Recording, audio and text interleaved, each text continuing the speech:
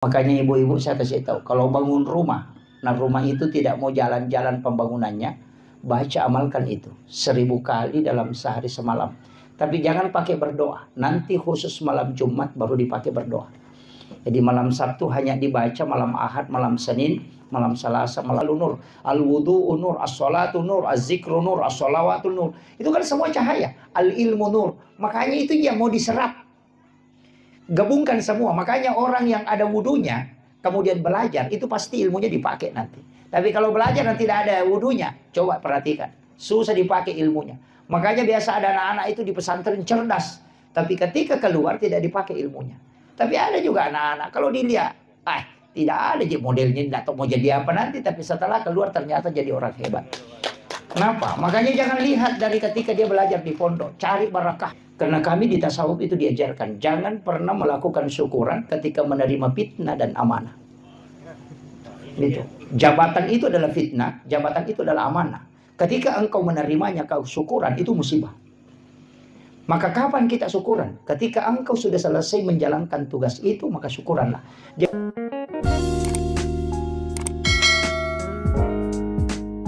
Allahumma salli ala sayyidina Muhammad.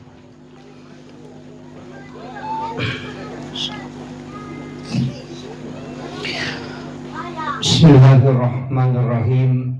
Assalamualaikum warahmatullahi wabarakatuh.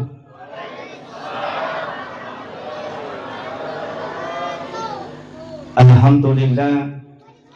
Alhamdulillahilladzi rafa'al mustafa manasibal insani wal bushra wa ja'ala israhu min makkata muqaddasi fi lailata wahidatin ayatal kubra.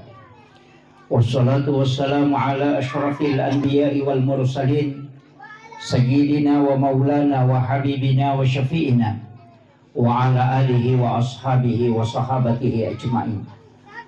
Allahumma salli ala sayyidina Muhammadin salatan tuballighuna biha kullal maqsud. Ya Jawadu ya Ma'bud ya Rahimu ya Wadud bi rahmatika ya arhamar rahimin.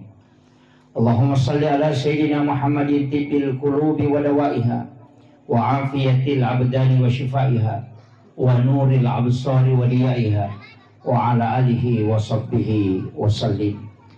Kami muliakan dan kita hormati bersama Alinato Malabita yang mewakili Bapak Bupati Bulukumba, yang kami muliakan dan kami ta'zimi Al-Mukarram Kuruta yang mewakili Rektor Yayasan As-Saadiyah Kabupaten Wajo, yang kami muliakan, kami ta'zimi dan kita doakan bersama ayahanda sahabat Ketua Tanfiziyah Pengurus Cabang Nahdlatul Ulama Kabupaten Bulukumba beserta seluruh lembaga dan badan otonom, juga Akhinal Fadil, sahabat kami, beliau Ketua Jamiatul Qura wal Hufaz, ya insyaallah.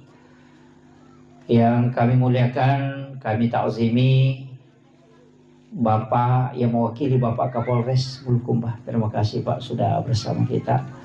Yang juga kita muliakan bersama Bapak yang mewakili Kepala Kantor Kementerian Agama Kabupaten Bulukumba dan juga Bapak Kasubate, insyaallah. Terkhusus Ahinal Fadil, sahabat kami Ustaz Armayadi Al-Ghifari, jazakumullah khairan katsiran Ustaz. Kita doakan beliau semoga Allah memberikan keberkahan, diberi umur panjang dan kesehatan, berjuang bersama untuk melayani umat dan mengantarkan anak-anak kita menjadi generasi untuk menjaga Ahlus Sunnah wal Jamaah di Kabupaten Bulukumba. Karena As-Saadiyah ini luar biasa Bapak. Ini adalah salah satu benteng kita di Sulawesi Selatan. Ini adalah As-Saadiyah, makanya besar harapan kita semua, dan saya pribadi memohon kepada para pejabat pemerintah yang telah diberi amanah, mudah-mudahan pondok pesantren ini kita bukan hanya mendoakan, tapi paling tidak ini adalah ladang amal jariah untuk kita. Jabatan ada masanya, tapi amal jariah tidak akan pernah terhenti. Mungkin hanya sekali tanda tangan kita bisa mendapatkan pahala sampai yaumil qiyamah. Ini adalah pondok pesantren yang insya Allah Guru Tak Profesor Dr. Nasaruddin Umar sudah pernah datang ke sini. Itu adalah ulama kita yang saya sangat kagumi beliau, perjuangan beliau. Makanya saya mengatakan sungguh rugi kita orang Bulukumba kalau kita tidak mengambil barakah dari tempat ini, insya Allah.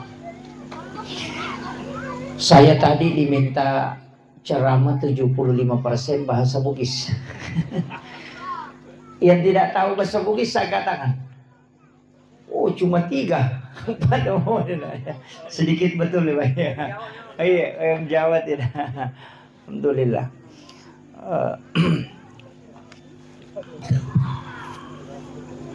Ini sudah 9:30. Kita janjian. Saya ceramah 1 jam ya. Bisa bertahan sampai 1 jam ya. Sekarang pas 9:30 di jam saya. Iya. Begini, saya agak sedikit pelan, tapi tidak mengambil penjelasan secara fikihnya. Peristiwa Isra Mi'raj ini saya akan mencoba mengambil sedikit penjelasan-penjelasan ulama kita dalam kaitannya peristiwa Isra Mi'raj dengan pendekatan hikmah. Kalau fikih, saya kira kita sudah banyak mengetahui peristiwa itu, tapi saya mencoba mengambil sedikit dari sisi tasawufnya. Pertama, peristiwa Isra dan Mi'raj itu sebenarnya kalau kita mengkaji lebih dalam, yang paling pokok sebelum Nabi diisrakan itu adalah ketika beliau itu dibelah dadanya, kemudian diambil jantungnya. Kalau ulama fikih membahasakan jantungnya Rasulullah itu dibersihkan. Tapi kita di tarekat itu tidak pernah mengatakan jantungnya Nabi itu dibersihkan. Karena kalau kita mengatakan jantungnya Rasulullah dibersihkan, berarti itu kotor. Dan Nabi itu jantungnya tidak mungkin kotor. Apa hakikat di balik itu? Para ulama tarekat itu justru membalik. Peristiwa itu dibalik. Bahwa bukan jantungnya Rasulullah yang dibersihkan. Akan tetapi air yang dipakai ketika jantungnya Nabi itu diambil, dimasukkan ke dalam satu wadah. Dan di dalam wadah itu ada air Samsam. Air Samsam inilah sebenarnya yang ingin dijadikan oleh Allah sebagai obat, sekaligus mendapatkan barakah, sehingga dia diberi kesempatan menyentuh kalbunya Rasulullah. Jadi bukan kalbunya Nabi yang kotor, tapi air Samsam yang ingin dijadikan obat. Makanya dia diberi kesempatan menyentuh kalbunya Rasulullah. Dan semua itu kan lari ke situ. Hajar Aswad, orang yang umrah itu kan pasti kepingin mencium Hajar Aswad, yang ulama kita mengatakan itu adalah pengganti tangan Allah di bumi. Jadi sebenarnya siapa yang mencium Hajar Aswad itu seakan-akan dia mencium tangan Allah. Batu ini tidaklah mulia seandainya Nabi tidak pernah menciumnya. Jadi sebenarnya Hajar Aswad itu dimuliakan oleh Allah karena Rasulullah pernah menciumnya. Seandainya Rasulullah mencium makamu Ibrahim, maka orang akan mencium makamu Ibrahim. Artinya bukan Hajar Aswad yang mulia, tapi dia dimuliakan karena Nabi pernah menciumnya. Yang ketiga, ketika Rasulullah berjalan itu ada awan yang menutupi kepalanya. Kita di tarekat mengatakan bukan Nabi yang dilindungi, tapi justru matahari. Karena ulama tarekat mengatakan ketika sinarnya matahari tembus ke badannya Rasulullah, maka matahari akan hancur. Karena nur matahari itu dari nurun Muhammad. Jadi itu kalau kita kaji dalam pendekatan hakikatnya, makanya dibalik. Makanya ulama tasawuf itu selalu melihat kebalikannya. Sama dengan orang yang lapar. Kadang-kadang kalau kita tanya, yang disyukuri itu kenyang atau lapar? Kalau yang disyukuri adalah kenyang, Sayyidina Ali karamallahu wajhahu mengatakan, anjing di kampung saya juga kalau kenyang itu syukur. Jadi sebenarnya yang disyukuri itu lapar. Karena makanan tidak mungkin nikmat ketika kita tidak lapar. Jadi makanya itu selalu kebalikannya. Iya. Jadi kalau kita yang syukuri kenyang itu sebenarnya sama dengan anjing kan. Tapi kalau kita mensyukuri lapar, kenapa di waktu kita berbuka puasa air putih itu sangat nikmat? Karena kita sangat haus. Jadi yang disyukuri itu sebenarnya adalah haus dan lapar. Karena kenikmatan akan lahir dari situ. Sama aja dengan perjuangan. Beratnya perjuangan itu sebenarnya itu yang harus disyukuri. Karena kenikmatan akan lahir dari situ. Ya. Makanya tidak masalah Ustaz kalau berjuang di pondok insya Allah. Bahkan ulama tarekat itu, makanya kalau kita ngaji tasawuf itu tidak ada bab kikir dalam bab tasawuf, itu tidak ada. Yang sering kita sebut itu. Dalam tasawuf itu tidak ada bab kikir, yang ada itu bab tamak.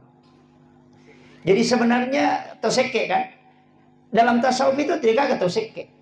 Jadi kau kata makan sama seke, terpulangi makan ternyata ada maseke, kau magalak milau. Ya kan? Makanya tamak itu yang disebut dalam tasawuf. Iya.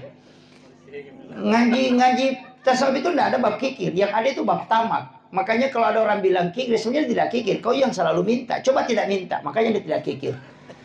Makanya dalam agama itu rezeki itu dicukupkan dan dilebihkan, tidak ada yang kurang rezekinya. Itu kuncinya. Makanya ulama-ulama kita itu di dalam tasawuf selalu membalik, ya kan? Selalu melihat kebalikannya. Itu. Kemudian apa pesan? Karena kita akan bicara hikmah. Apa pesan kenapa jantungnya Rasulullah diambil? Itu pesan untuk kita semua. Bahwa perjalanan menuju ke Allah, satu aja kuncinya, kalbu. Kalau dia baik, maka semua akan baik. Tapi kalau dia kotor, maka semua akan rusak. Itu aja Pak kuncinya. Makanya Imam Nawawi ad-Dimashqi itu ketika menulis kitab hadis arba'in, hadis pertama yang dia letakkan itu kan innamal a'malu binniyat wa innamal likulli imri'in ma nawa. Karena apa bedanya sholat sunat taubat dengan sholat sunat hajat? Itu kan cuma niat, takbirnya sama, bacaannya sama, salamnya sama kan? Sama. Orang yang bersedekah karena lillahi ta'ala dengan ingin dipuja, itu kan sama saja pemberiannya. Tapi yang kuncinya kan di sini. Makanya perjalanan menuju Tuhan, bersihkan dulu ini. Kalau ini sudah dapat koneksi dengan Allah, apapun belakangannya itu tidak masalah. Nah, makanya kuncinya di sini. Makanya orang tua kita itu bikin rumah, itu istilahnya orang Bugis dan Kaligolegona, teras itu. Itu tempat menata kalbu sebelum jalan. Itu kuncinya. Dan sholat juga saya perhatikan begitu Pak. Sholat itu kan ada iftitah. Allahu Akbar kabira walhamdulillahi katsira. Kan di situ ada inni wajjahtu. Kan di situ. Itu kunci tuh. Ya. Kemudian saya ambil yang lebih agak dalam sedikit.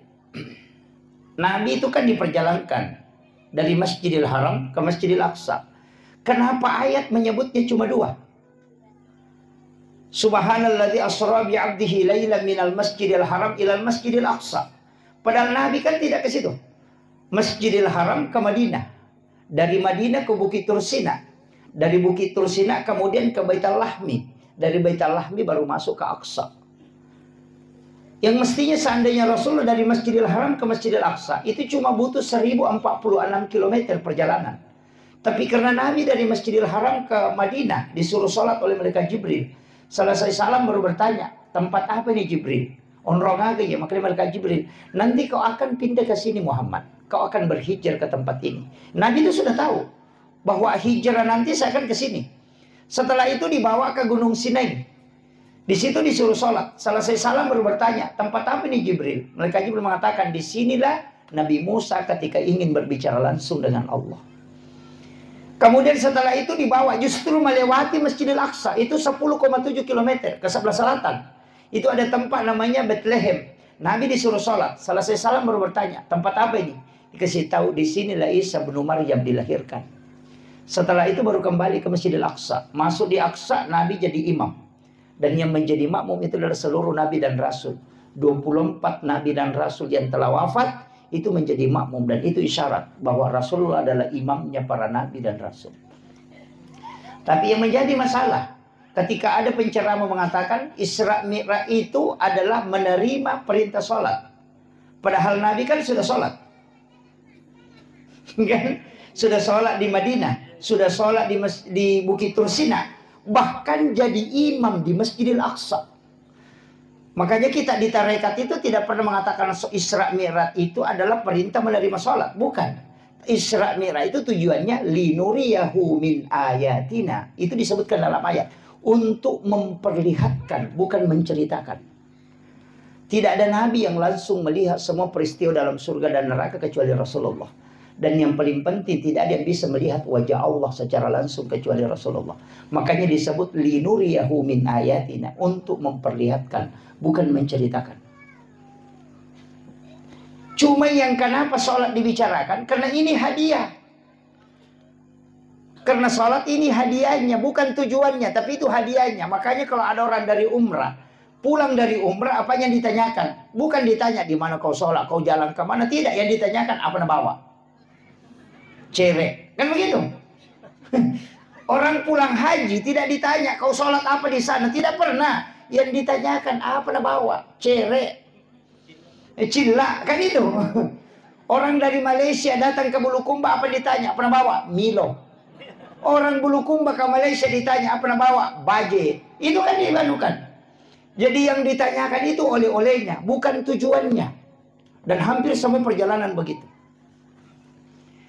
Ini. Makanya kan ayat sebutkan. Nanti saya tidak bahas terlalu jauh ke situ. Nanti tidak selesai karena kita janjian 1 jam. Begini.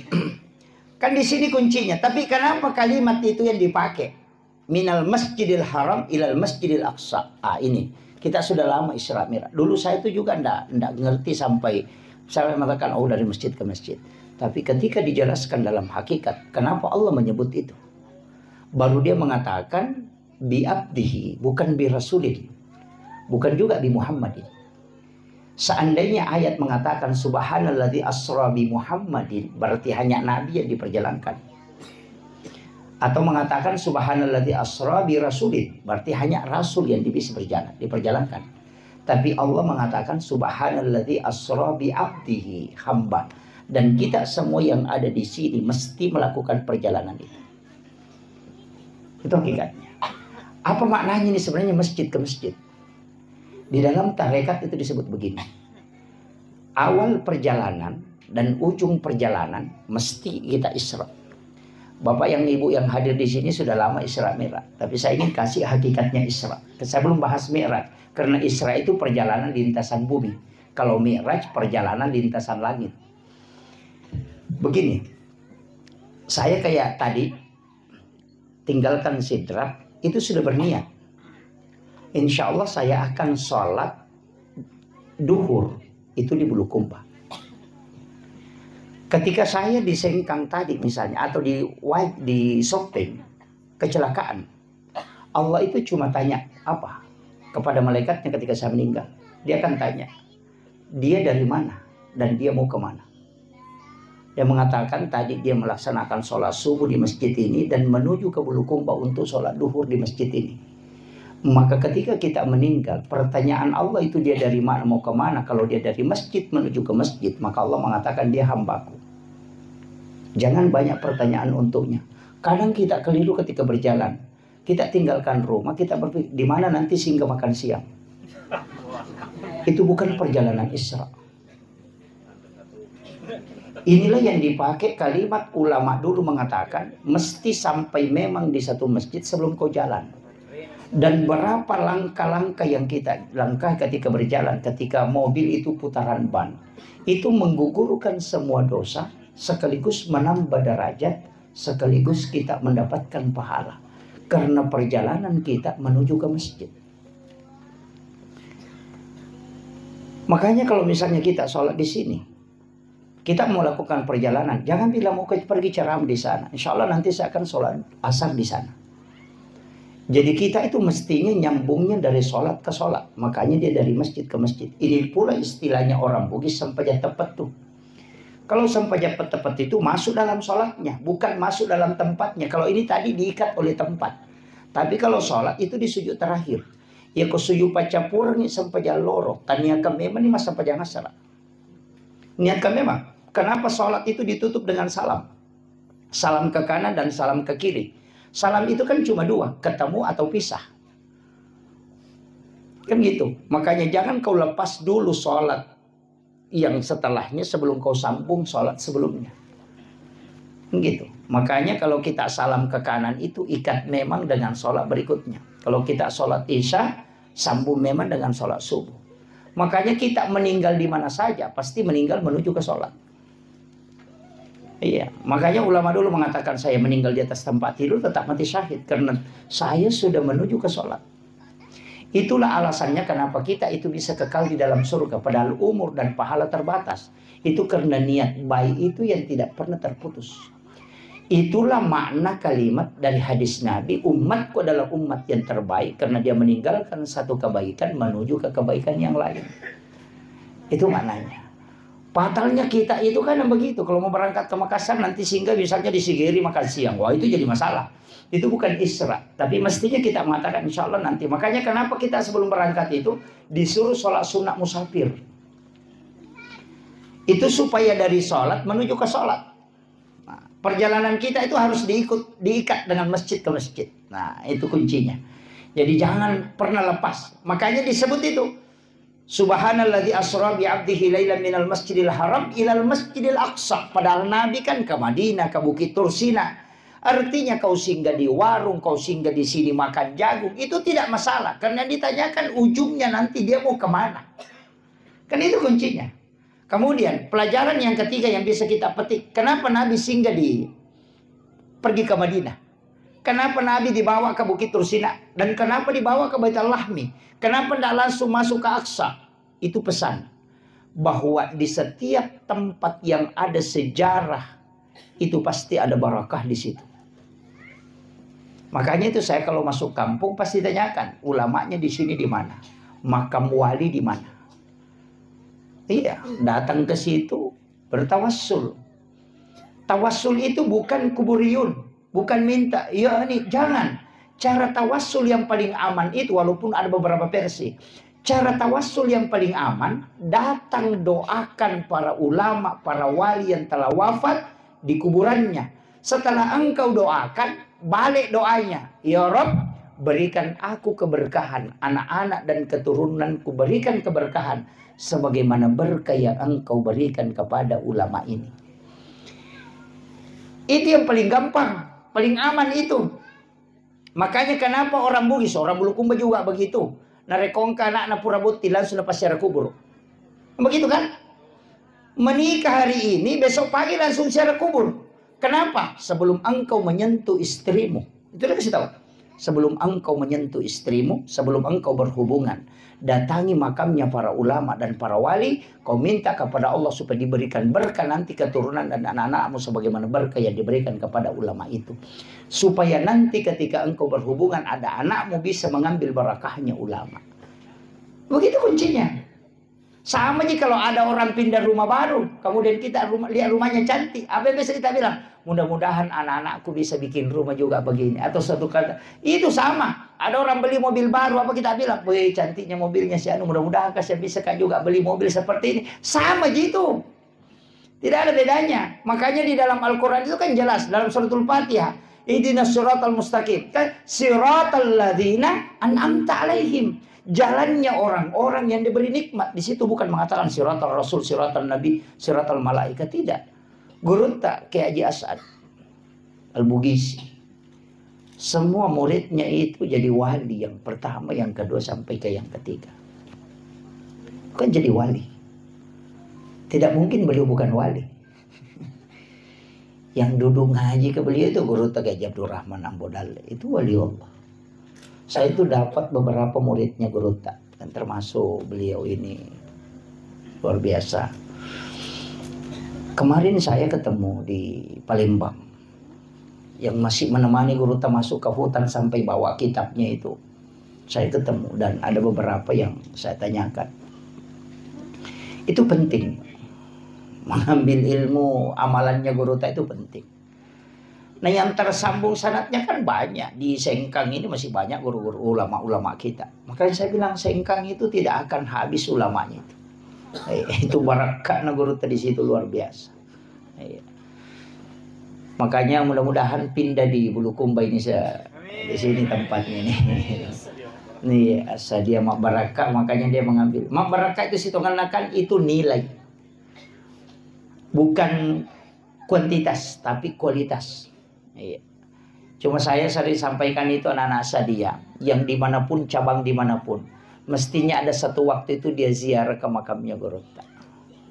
Iya. Untuk menyambung sanad lah, sanad ruhani istilahnya. Atau paling tidak selesai sholat isya bertawassul kirimkan Fatihah Gorotta ke Jasan. Itu sesudah sholat subuh kirimkan Fatihah Gorotta, supaya ruhnya anak-anak kita itu terkoneksi dengan ruhnya para wali. Itu kuncinya. Karena ruh itu kan saling mengirim ya kan. Kalau sudah dikirim itu baku kenal. Nanti anak-anak kita kalau meninggal ini akan dikenal, oh ini muridku ini, karena dia kirimkan Fatihah. Kan itu dia bukan. Yang parah itu kalau tinggal biasa dia belajar tidak pernah kirimkan Fatihah, itu nanti tidak bisa tidak dikenal. Makanya harus tersambung sanad ilmu, juga tersambung sanad ruh. Itu penting. Kalau tidak bisa tersambung dengan sanad ilmu, paling tidak sanad ruh bisa tersambung. Makanya upasan yang hadir di sini kuncinya satu, Bapak. Titiplah berkah di tempat ini. Iya. Kita kira Pak Gorotta ini pahalanya banyak mengajar santri di sini, itu masih bisa dikalahkan.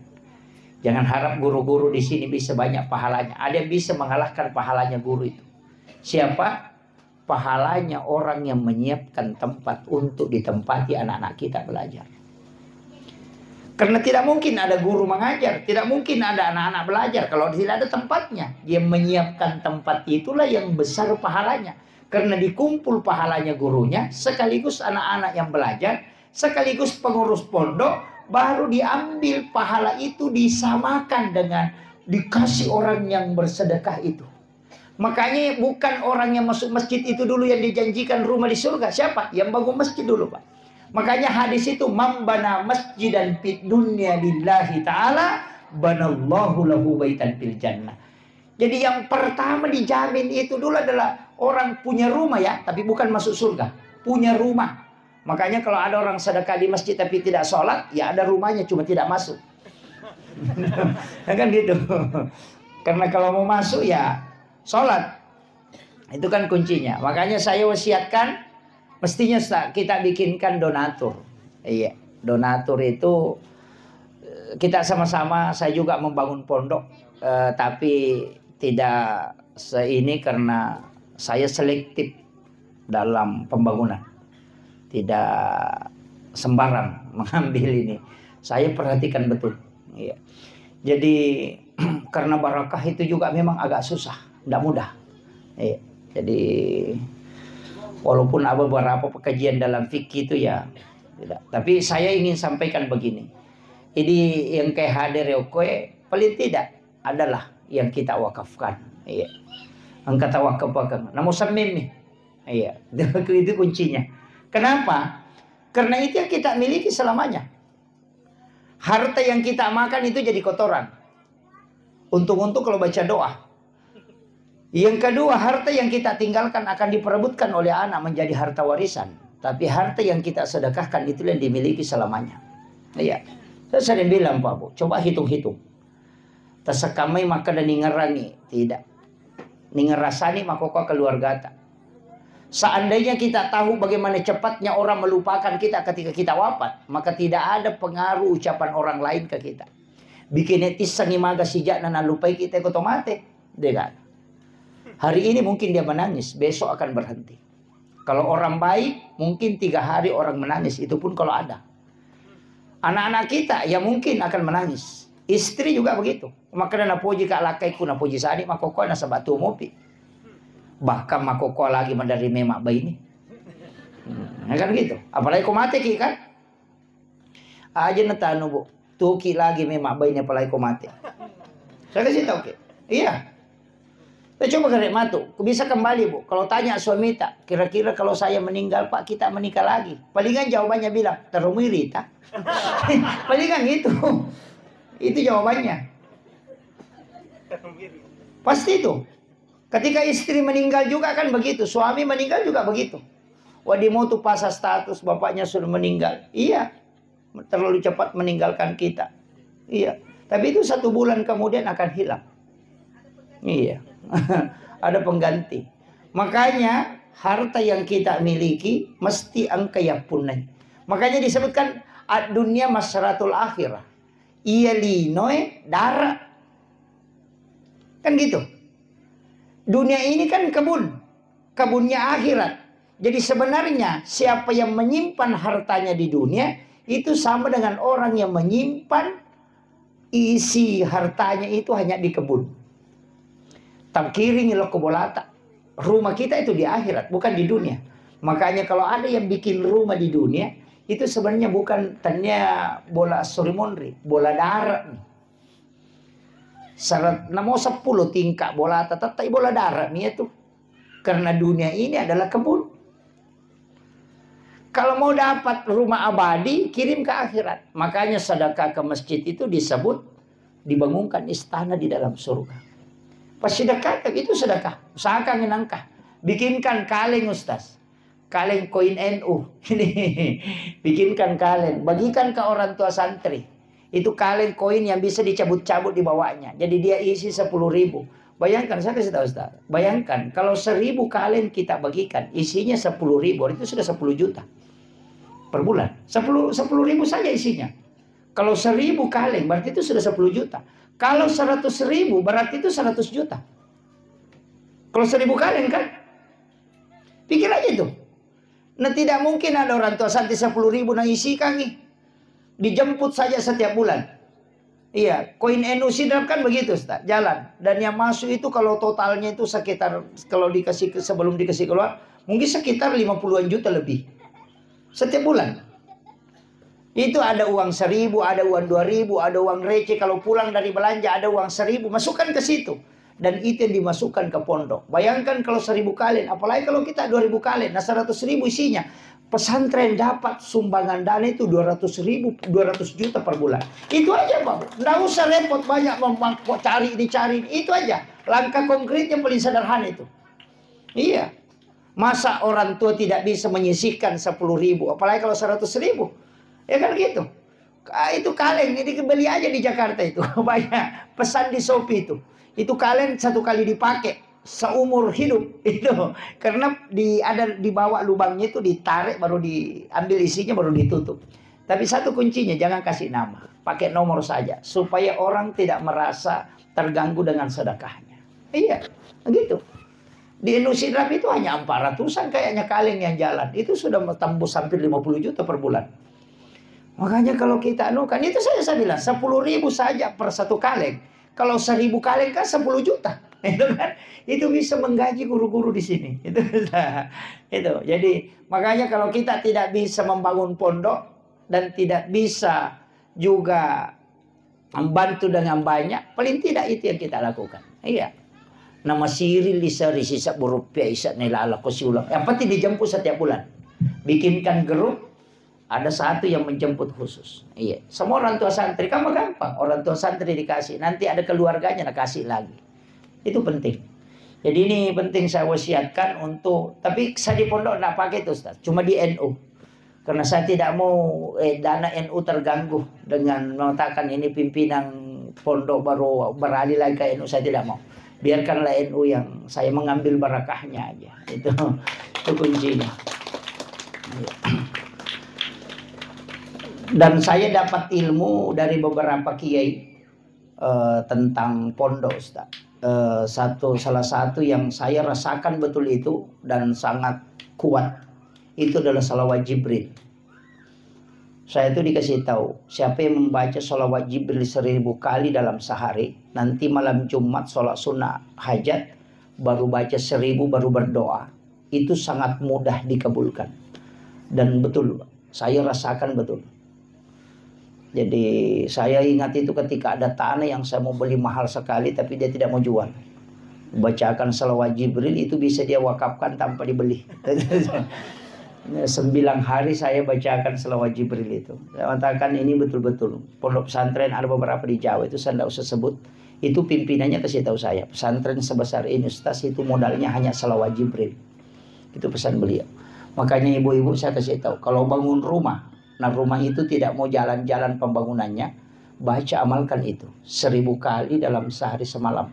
Tapi jangan pakai berdoa. Nanti khusus malam Jumat baru dipakai berdoa.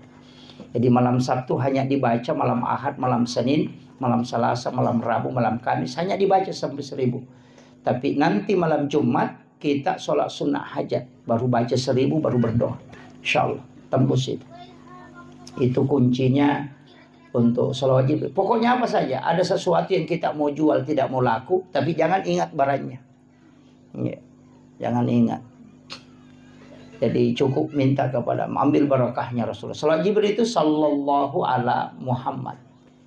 Jadi itu aja. Cuma kita pakai biasa mukaddimah. Innallaha malaikatahu yusalluna 'alan nabi ya ayyuhalladzina amanu sallu 'alaihi wa sallimu taslima. Baru kita baca 1000 kali. Paling tidak 1 kali duduk aja. Karena salawat Jibril itu 1 kali duduk, kalau 1000 itu hanya 12 menit.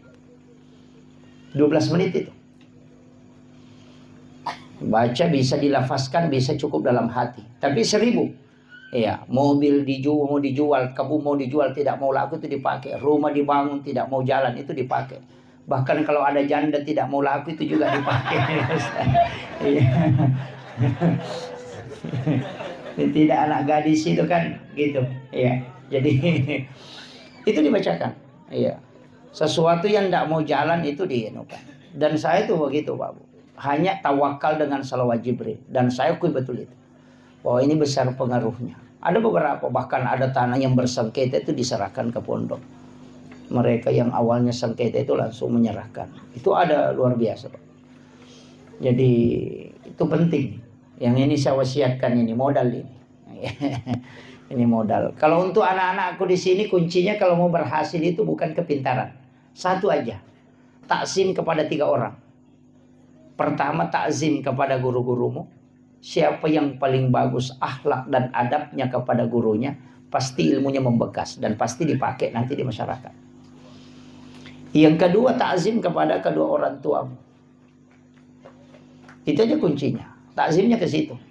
Karena kalau kau orang tua itu yang membuka pintu langit.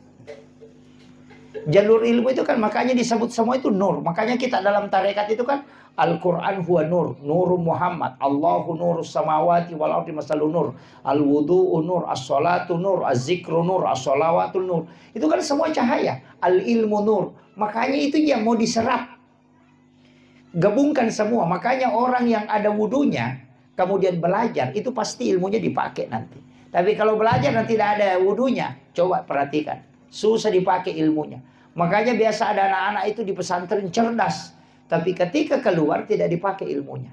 Tapi ada juga anak-anak kalau dilihat, tidak ada modelnya, tidak tahu mau jadi apa nanti, tapi setelah keluar ternyata jadi orang hebat. Kenapa? Makanya jangan lihat dari ketika dia belajar di pondok, cari barakahnya di situ.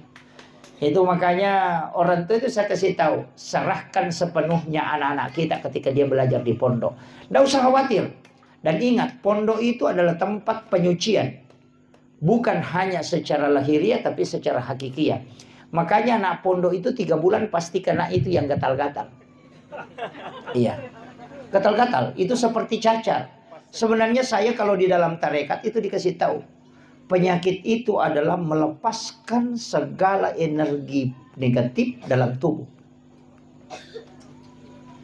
Makanan-makanan yang dimakan anak-anak kita itu yang tidak bagus itu keluar semua melalui di situ. Dan itu tidak ada obatnya sebenarnya. Obatnya itu cukup 1. Keringkan pakaiannya dengan tempat tidurnya itu dengan sinar matahari langsung. Langsung hilang itu. Karena itu bakteri tidak bisa. Tidak ini. Bakteri itu hanya dari pakaian basah. Di pesantren begitu. Nanti 8 bulan akan kena tipes ataupun demam, batu-batu kering tidak mau berhenti. Itu akan muncul penyucian dalam kalbu. Itu tahap kedua. Nanti itu ketika 1 tahun lebih ada penyakit, kulitnya itu warna kuning. Anak-anak itu kayak kekuning-kuningan kulitnya. Itu akan muncul. Tapi apa? Itu sudah tahap ketiga. Ketika anak tidak lari, itu barakahnya sudah mulai muncul. Itu penyucian dalam hakikat perjalanan dalam orang bertasawuf. Sebenarnya anak-anak kita itu bertarekat di pondok. Karena dari masjid ke sekolah, dari sekolah ke tempat sholat, sampai tidurnya pun itu, sebelum tidur dia sudah berniat, bangun nanti tahajud jam sekian, bangun nanti sholat malam jam sekian. Jadi tidurnya itu ibadah karena dia tidur untuk sholat. Tapi kita tidur di rumah, bangun nanti nonton sepak bola, itu aja tidurnya itu. Yang jadi masalah. Makanya ulama kita mengatakan tidur itu bisa nilai pahala tergantung niatmu apa. Kalau kau tidur untuk sholat berarti itu berpahala. Dan tidur dari sholat menuju ke sholat juga berpahala. Dan tidur orang yang menghindari dosa juga berpahala. Makanya ulama Indonesia itu bilang tidurnya orang berpuasa itu berpahala. Karena kalau dia tidur tidak melakukan dosa. Kan gitu. Satu-satunya perbuatan itu yang tidak ada dosanya itu cuma tidur. Adakah orang mak gosip kalau tidur? Tidak ada. Kan gitu. Itu kuncinya. Makanya kalau mau selamat itu banyak tidur. Karena satu-satunya kan tidak ada dosanya dia tidur. Kemudian saya ingin sedikit lanjutkan lagi nih. Saya terlalu jauh memutar. Kemudian itulah perjalanan Nabi. Makanya itu ketika Rasulullah masuk ke Masjidil Aqsa. Ini sebenarnya kalau ada imam cari itu. Saya pernah dikasih tahu tapi saya tidak buka. Itu dilarang sebenarnya. Tidak apa-apa saya ingatkan. Cari aja. Surah apa yang dibaca Rasulullah ketika dia menjadi imam para nabi? Iya. Ia tu nak kedate sampai surat na nabita. Surat sampajan na watuna na pimpin nabi. Kalau itu yang dipakai orang, Pak, itu luar biasa. Tapi cari, saya tidak kasih tahu. Cari nanti itu. Kemudian setelah Nabi selesai sholat itu keluar ke sekitaran Masjidil Aqsa. Itu ada batu yang bagian bawahnya itu agak bulat tapi agak datar bagian atas. Di situ Nabi duduk dan disitulah Nabi dijemput untuk peristiwa Mi'raj. Tapi ketika Nabi naik, batu ini kan ikut. Dia ikut dan itu sudah terangkat. Tapi Nabi lihat kemudian dia larang. Nabi itu memberitahu batu itu. Dia tidak mengatakan kembali. Tapi Nabi mengatakan berhenti di situ. Maka batu itu tidak kembali ke bumi. Tapi juga tidak naik ke langit. Sampai hari ini batu itu masih tergantung. Itu hebatnya itu. Dan kalau kita buka di Google itu. Ketik saja batu gantung peristiwa Isra Mi'raj. Itu batu ada itu. Tergantung di bawahnya tidak tersandarkan ke tanah. Dia melayang. Tapi berat batu itu kalau mau ditimbang mungkin sekitar 100 kilo lebih. Iya, itu hebatnya itu. Itu bukti autentik. Nabi naik, salam di langit pertama, ketemu dengan Nabi Adam. Ah, ini sudah masuk ke santri-santriku yang ada di sini, santri-santri kita ini. Ini sudah pelajaran di sini. Nabi itu ketemu Nabi Adam. Kenapa ketemu Nabi Adam? Nabi Adam ini kan Nabi dari surga dilemparkan ke bumi. Orang yang punya jabatan tinggi kemudian turun, itu mestinya kita datangi. Nah, iya.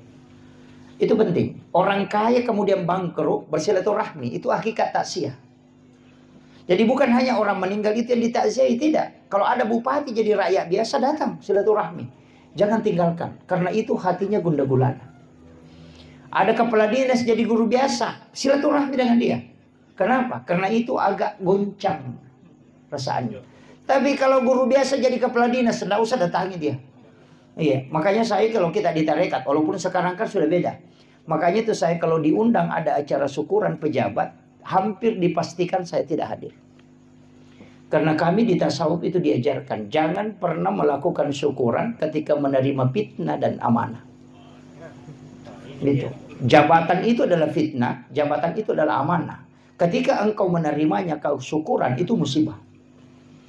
Maka kapan kita syukuran? Ketika engkau sudah selesai menjalankan tugas itu, maka syukuranlah.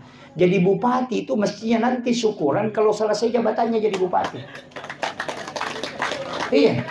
Kan masa kau terima fitnah dan amanah baru kau bersyukur? Kan mestinya terbalik. Ketika engkau selesai menjalankan amanah, baru kau bersyukur. Maka syukuran dilakukan setelah selesai jabatan, bukan pada saat menerima. Mestinya pada saat menerima itu minta anak-anak orang-orang ulama mendoakan kita. Nanti di saat selesai baru syukuran. Kan terbalik sekarang kan. Terima jabatan langsung syukuran. Itu musibah. Makanya Sayyidina Ali mengatakan, seandainya ini bukan amanah yang sangat berat, maka aku lebih memilih liur anjing daripada jabatan. Karena liur anjing tidak akan ditanyai permintaan nanti kalau dia kemudian. Tapi saya setiap tarikan nafas itu akan ditanya. Makanya hati-hati juga yang ulama ini yang selalu banyak jabatannya. Penasehat inilah, jabatan inilah, ketua inilah, itu patah. Paling lama masuk surganya itu. Ini penting ini. Saya wasiatkan ini. Ini paling tidak kalau ia mendoakan. Ini penting saya wasiatkan. Kemudian ketika Nabi, kenapa ini Nabi ketemu dengan Nabi Adam? Itu tadi. Karena Nabi ini juga belajar sama Nabi Adam tentang ilmu alam. Anak-anakku ini mesti tahu ilmu alam dasar dulu. Makanya disitulah pelajari fisika, pelajari kimia. Itu kan anak-anak yang awal-awal kan. Naik ke langit kedua, siapa yang dia ketemu? Nabi Isa dengan Nabi Yahya. Dua Nabi ini kan mudah. Dan ini Nabi kan agak unik. Karena dia tidak mengikuti hukum alam. Nabi Isa lahir tanpa bapak. Nabi Yahya lahir dari ibu yang sudah menopause. Itu tidak melalui hukum alam. Di dunia ini kan ada binatang yang tidak ada jantannya. Itu cacing. Hanya betinanya saja. Kalau cacing itu kan tidak ada jantan. Tapi orang yang hidup itu tanpa bapak, bisa lahir tanpa bapak, itu Nabi Isa. Tapi juga Nabi Yahya lahir dari wanita yang sudah menopause. Apa maknanya ini? Kan begini. Nabi Isa itu kan anaknya Maryam. Maryam itu kan dipelihara oleh Nabi Zakaria. Dan Nabi Zakaria ini kan melahirkan anak satu yang namanya Nabi Yahya inilah. Jadi Nabi Yahya dengan Nabi Isa itu adalah dua nabi yang muda, itu hampir seumuran.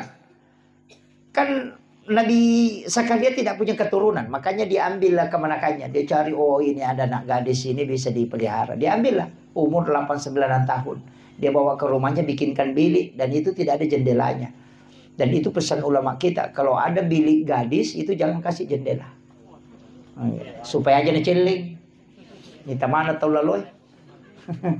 Jadi bisa dibikinkan tapi lubang angin. Kemudian yang kedua yang pegang kunci pintunya itu Nabi Zakaria.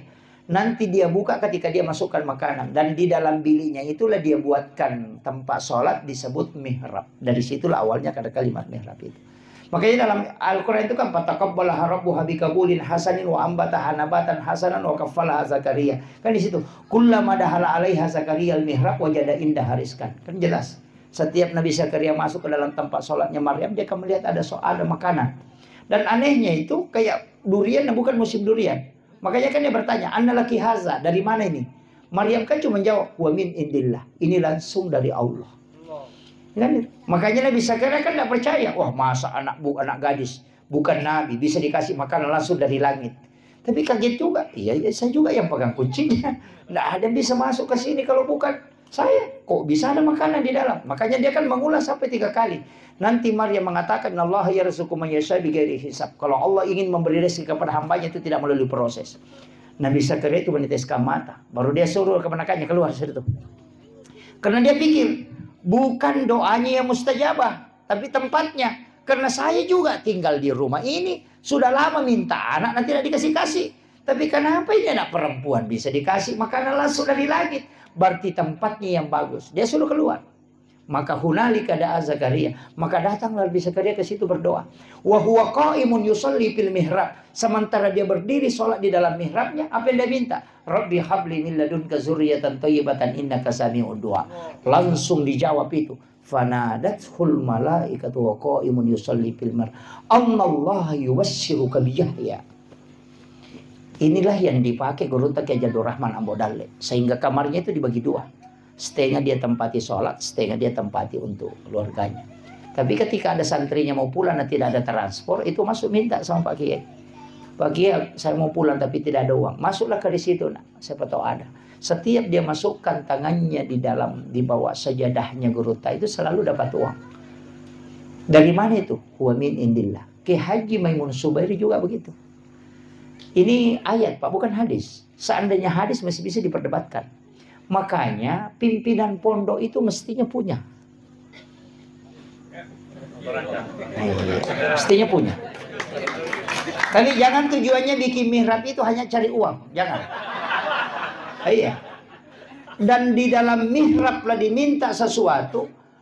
bisa melahirkan sudah menopause, dan bisa dia lahir tanpa bapak. Artinya apa? Ketika semua manusia mengatakan mustahil, itu tidak mustahil bagi Allah.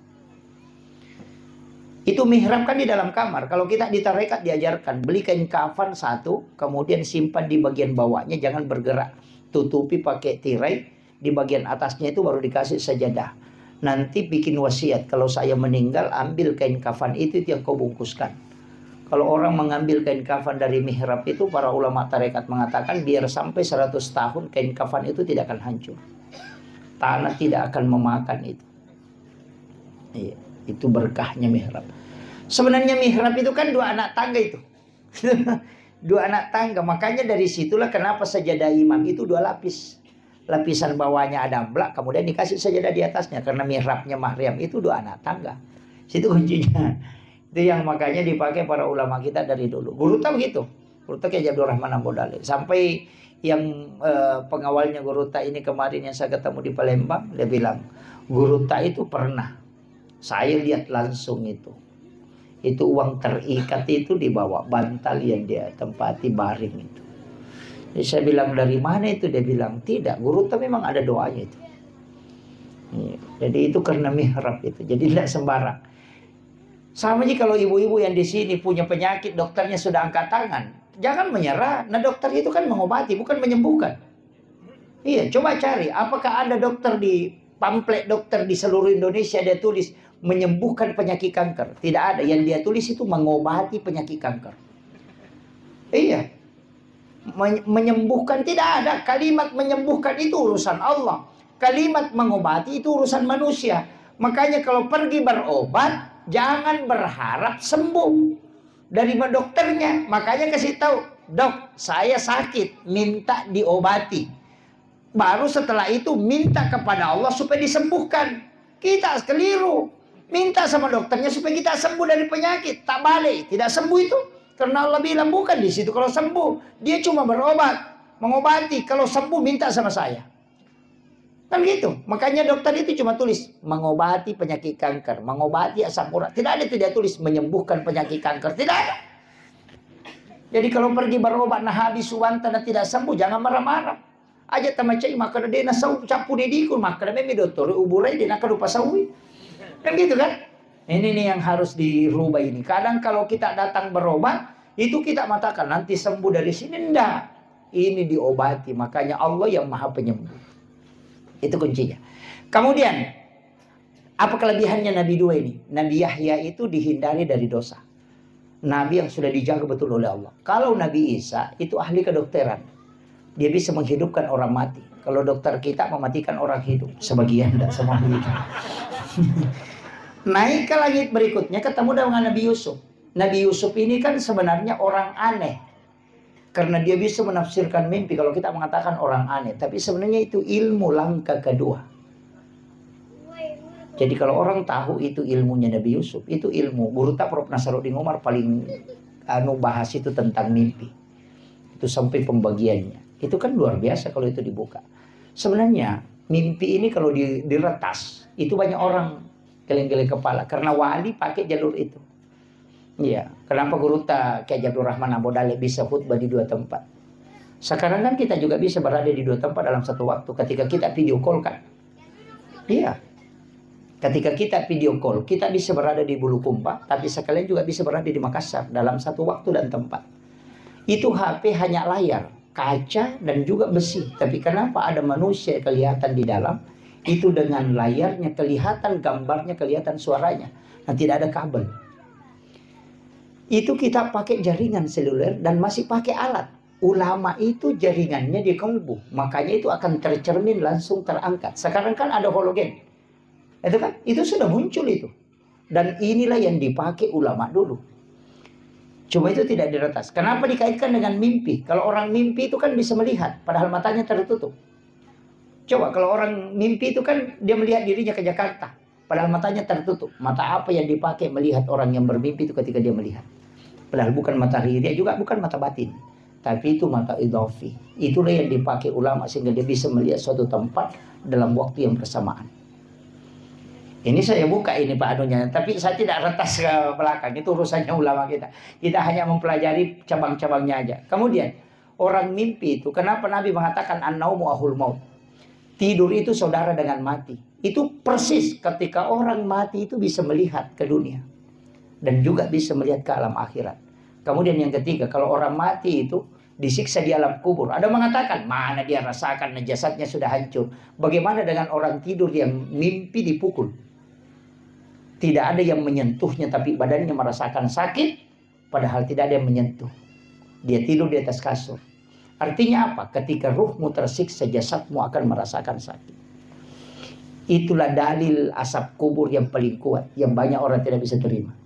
Makanya Nabi ambil analogi itu, an-naumu akhul maut. Dia cuma tidak mengatakan sama mati itu dengan tidur, tapi dia mengatakan saudara. Ini. Kan itu kuncinya. Orang tidur itu hanya 5 menit, tapi bisa bolak-balik dari Jakarta. Ketika dia bermimpi, dari Jakarta tadi, pada naik pesawat itu 4 jam. Kan gitu.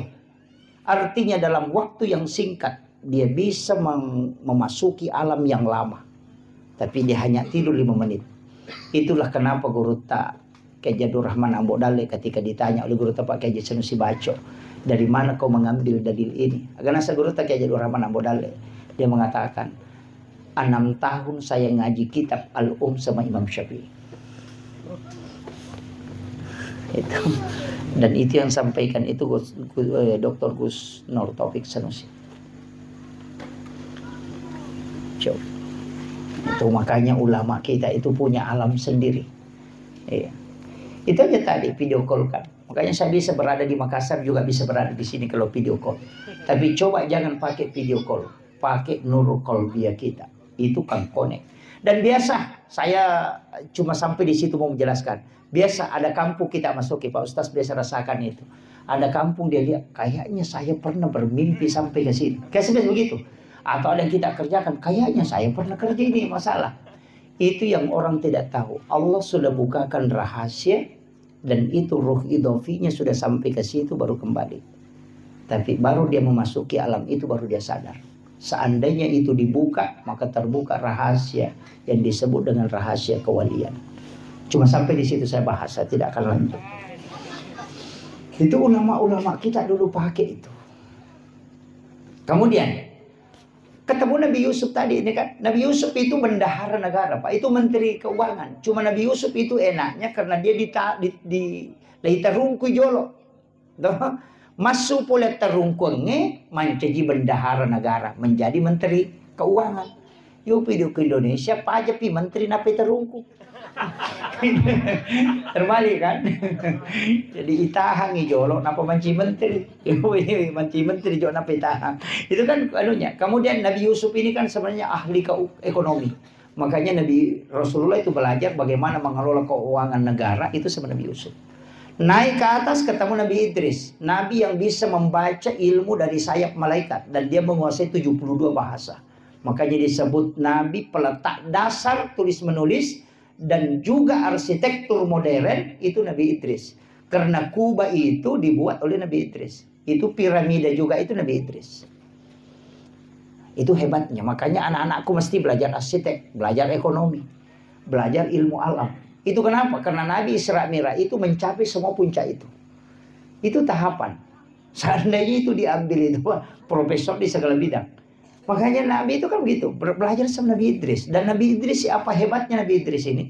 Satu-satunya Nabi juga yang memang itu ketika dia membaca simbol, itu hebat sekali itu. Makanya sampai bintang-bintang itu dia bisa baca itu. Jadi makanya ilmu alam, ilmu astronomi itu pelajari. Makanya saya itu jadi penceramah, Pak. Kadang baca buku ini, kadang baca buku ini, kadang baca buku ini. Kenapa? Karena ternyata nanti ada kaitannya semua. Ilmu otot itu luar biasa dulu. Sampai-sampai itu saya mengatakan, oh ini semua yang disalahkan orang. Kenapa orang tua kita kalau pindah rumah baru dia baca barasanji? Pengantin baru disuruh barasanji. Beli mobil baru disuruh Pak Imam. Ini Pak Kiai sering disuruh naik di mobil baca barasanji. Foto dan ni tahu lompo deh atau 5 loko barasanji kan. Karena harus masuk di dalam mobil. Itu karena hadis, Pak. Itu bukan hadis Muslim. Ketika Rasulullah mengatakan dena suku tepat nasi detau nareko dena yasi papuji nalokoria dibanding dengan yang lainnya. Hadis inilah yang dijabarkan dalam bentuk aplikatif. Maka dahe aja mondroi bolamu ku demak berasanji. Apa pada tuh ku yasi papuji muloko bolamu daripada ku nabita. Jadi sebelum mondroi mak banyak berasanji ku jolo. Mumpalayolo papuji muloko nabita napa mondroi bolamu. Juga begitu. Hari ini dia duduk pengantin. Kau wanita pemah berasanji tuh. Tahu mata kau pura tu dak boti ipado aja si mama sanji. Kenapa? Jangan kau sentuh istrimu kalau sebelum kau baca salawat kepada Rasulullah. Begitu. Sama aja dengan mobil. Aja min reki atau munare kau dia pura mak sanji ke dalamnya supaya kau buktikan bahwa kau lebih cinta kepada Rasulullah daripada kendaraan. Itu kuncinya. Sama aja kenapa? Kayak bangun masjid. Saya dapat itu. Ada ilmu itu dari para ulama dan saya pakai sampai hari ini. Kalau bikin rumah, bikin masjid jangan kasih genap. Sakan ganjil. Biasa kan ketok bangun masih ukuran 20 kali 20. Tuh 5 pengewa pakai wisarannya itu. Dan masih cocok. Korea Selatan, Korea Utara tuh. Iya. Iya. Rumah juga begitu. Rumah yang genap hitungannya itu dia namanya aku rote kutilale aku tanya bene nama pengewa si balakai anak aku tuh 5 roca si roca. Dia namanya medicin. Magai. Ternyata ulama dulu sudah pakai. Dan ketika ditarik dalam dalil, ternyata ada. Allah itu adalah ganjil. Dan menyukai sesuatu yang ganjil. Maka bikinlah tempat yang ganjil. Supaya Allah senang, suka dengan itu. Dan sesuatu yang disukai Allah tidak mungkin ada musibah di dalamnya. Makanya seorang tua dulu itu bikin tangga, anak tangganya itu ganjil. Kalau bukan 11, 13. Bikin juga baloknya itu ganjil semua itu. Kan gitu. Rumahnya saja itu tiangnya kan 55. Mulai dari 5 waktu sholat. Kenapa 55 kan? Kemudian yang kedua ganjil juga. Itu supaya Allah menyukainya. Bahwa sesuatu yang ganjil itu disukai oleh Allah. Supaya rumahmu ada berkah di dalamnya. Usahakan itu. Jadi itu hitung-hitungan begitu sudah dipakai ulama dulu. Cuma orang sekarang itu selalu menyalahkan. Yang sudu atap itu kan tingkatannya juga 3. Dia mengatakan Islam, iman, dan ihsan. Itu kan dia pakai. Makanya luar biasanya ilmu udah ulama dulu itu luar biasa. Dia sudah menjabarkan. Bahkan saya pernah bahas itu. Bahwa kue-kue orang Bugis itu sebenarnya kue yang berbahasa Arab. Cuma dia barungko dari kata barokah. Iya kan? Suwalla dari kata solawat. Iya. Itu kan ulama kita dulu pakai itu. Iya. Kan barokah. Oh pilih makan barungko. Salawat, maka lagi suwallah. Itu ada Al-Katiri min din. Al-Katiri sholat karena Imam Al-Katiri yang mengajarkan itu. Kan itu semua tapi berubah kan. Makanya ulama kita dulu itu hebat.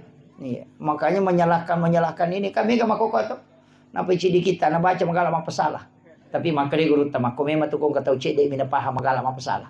Pak de napa ada napa hangnya salah nih.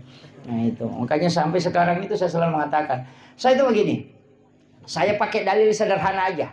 Orang yang selalu membidahkan itu mengatakan masuk neraka, saya coba pakai satu dalil, saya tidak pakai ayat. Dalil apa itu? Saya dalil penglihatan. Itabani guru take aja asad mamaulu mameraja, guru take jadur rahman abodale mamaulu mameraja, guru take jadul min Yusuf maulid mer Isra Mira, baca doa tahlilan. Kalau semua itu adalah bid'ah, tidak mungkin dia jadi wali. Nah dia pelakunya kan. Coba dia nama-nama ini. Iya kau bid'ah iya ro maulid. Nah guru tanah kayak jadi rahman ambo dalil. Lai laknat. Nah sebab macam dia maulu. Tapi apa yang terjadi? Dia jadi wali. Artinya segala sesuatu yang dilakukan ini itu tidak dibenci oleh Allah dan Rasulnya. Karena tidak mungkin dia menjadi kekasih Allah kalau itu tidak baik. Dan orang yang dianggap baik itu yang selamat sampai mati. Kalau kayak saya kan belum tentu. Ajak kama gimpe kacapana. Kami gak ustaz makoro. Entah. Lau kiru capana. Bagaimana? Yang dijamin itu yang meninggal dia waliullah sampai wafat. Dan pasti amalannya itu terjaga. Karena dia tersambung langsung dengan Nabi. Itu aja kuncinya Pak. Makanya saya mengatakan. Tak curiban ni guru tak. Dia mungkin salah lalang. Namanya satu mancaji wali. Iya ku ya tutul 5 kali. Kamu dah coba gerek balik. Tak sapato si gerek rutul itu 5 pasalai. Yang kagak guru nama mancaji wali. Tidak ada kan? Wali kelas. Si wali-wali daya kan. Itu aja. Makanya saya sampaikan. Jangan lepaskan ini. Maka di guru tak kali sidendreng almarhum. Agak jero kau. Kayu kapo itu. Iya. Maka dia namo ya tu kaju kau enak. Marapo tuh. Tapi namo aju kau mi kong kamu mau nerima deng. Jadi tidak usah Pak banyak neko-neko. Sebenarnya begini, yang selalu menyalahkan kita ini itu dia yang salah. Alin aja salah. Pada kong kata lo menonton Pak Golo 10 isi bawah. Nang kalau malaporo cidi maka dah tadi si bawahku, maka dah siapa si bawah. Kada 10 kak, kada kile ro serai na saya na ro tadeng, maka dai polisi. Tanya iya ro tadeng, iko tadeng. Apa iko cadidi? Kan begitu.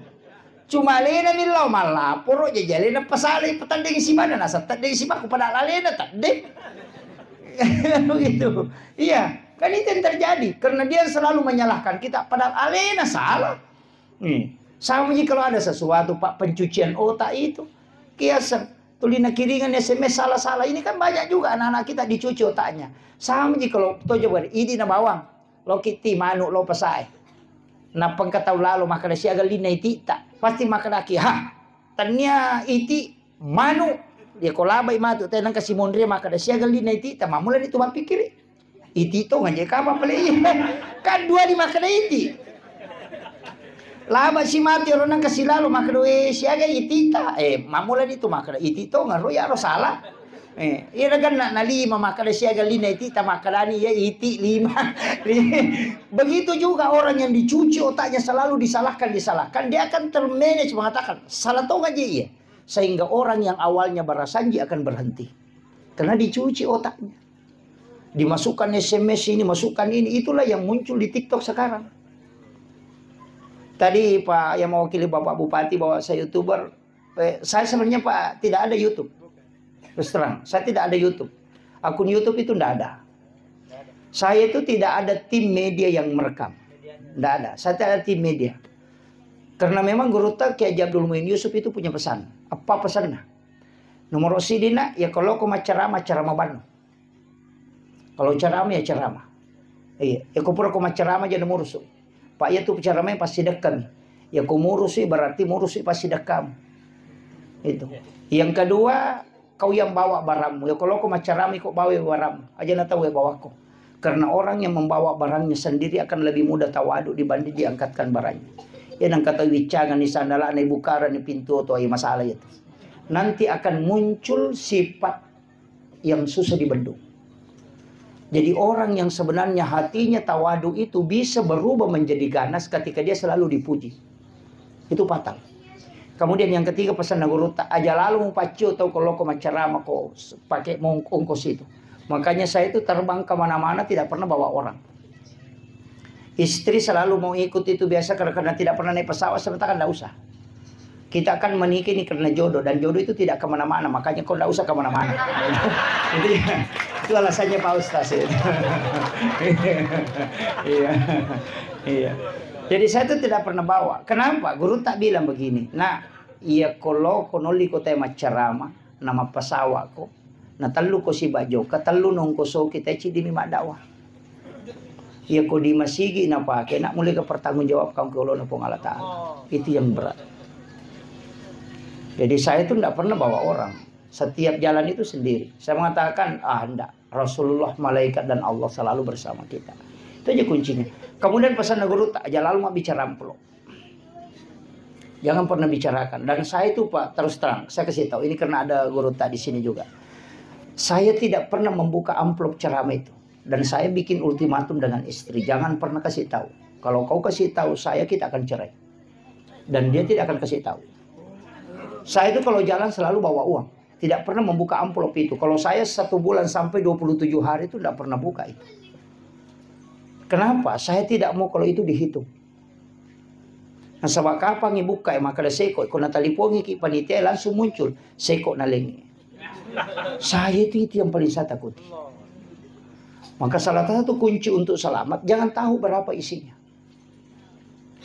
Ada beberapa masjid itu saya sudah coret merah. Ada di Papua, ada di berapa. Kalau dia menghubungi saya memang tidak berangkat. Karena dia pernah bikin perjanjian bilang, sekian ku kasih. Itu saya sudah coret. Tidak akan datang ke situ. Itu hanya untuk menjaga. Dan itu pun belum tentu selamat Pak. Dan kalau saya pergi ceramah, nah itu di masjid Pak. Uang masjid itu tidak pernah saya kasih untuk keluarga. Saya takut karena di situ ada uangnya anak yatim, ada uangnya fakir miskin di situ. Dia sumbangkan, mungkin 2.000 dia ingin melihat masjidnya bagus. Tapi kita penceramah datang kemudian ambil itu jadi masalah.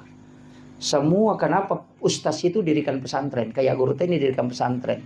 Itu kalau ada amplop dari masjid itu masukkan ke pondok supaya dia kembali ke umat. Kasih untuk gaji-gaji guru supaya dia kembali ke umat. Itu tidak mudah. Jangan anggap dakwahnya, saya sudah berhenti itu berdakwah sudah beberapa kali. Hanya untuk takutnya. Tapi ada beberapa ulama kita mengatakan tidak. Terus manage saja supaya bisa terselamatkan. Iya. Jadi itu tidak mudah. Dakwah itu tidak mudah Bapak sekalian.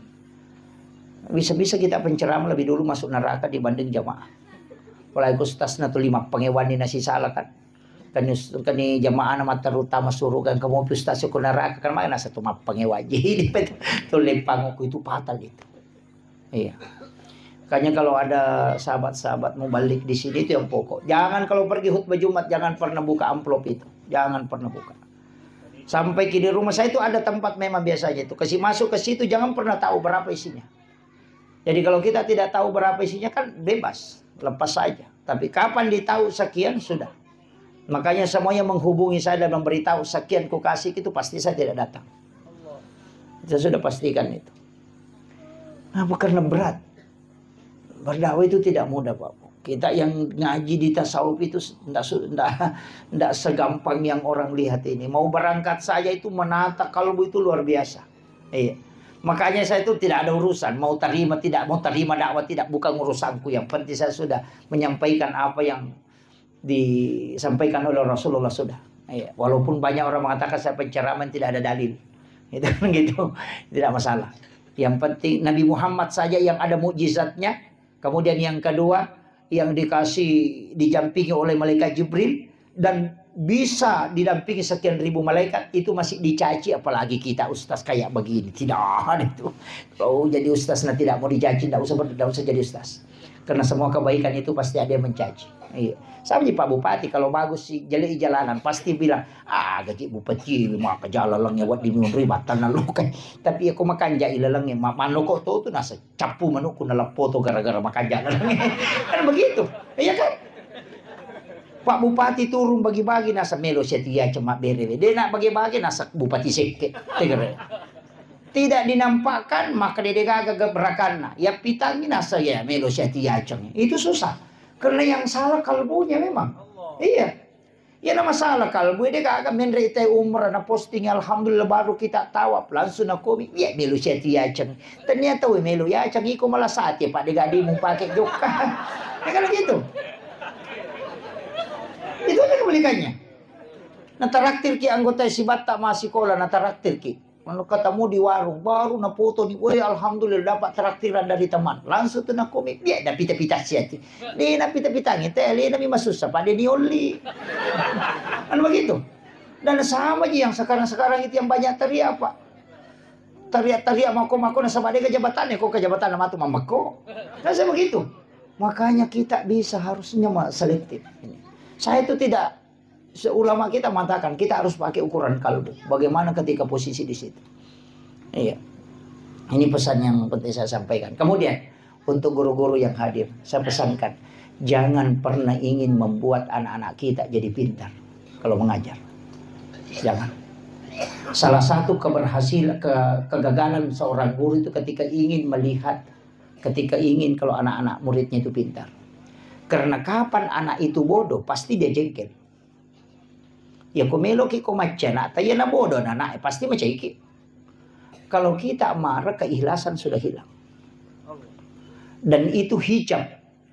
Makanya yang paling gampang adalah ajarkan saja ilmu yang Allah berikan dan doakan dia, nanti Allah yang kasih hidayah. Jangan pernah berharap dia pintar. Walaupun kita harus doakan dia, tapi berharaplah dia menerima hidayah dari Allah. Itu aja. Makanya guru ini harus punya tirakat. Mestinya harus wudhu sebelum berangkat mengajar. Baca sholawat sebelum mengajar. Itu aja kuncinya. Supaya itu masuk ke kalbunya anak-anak.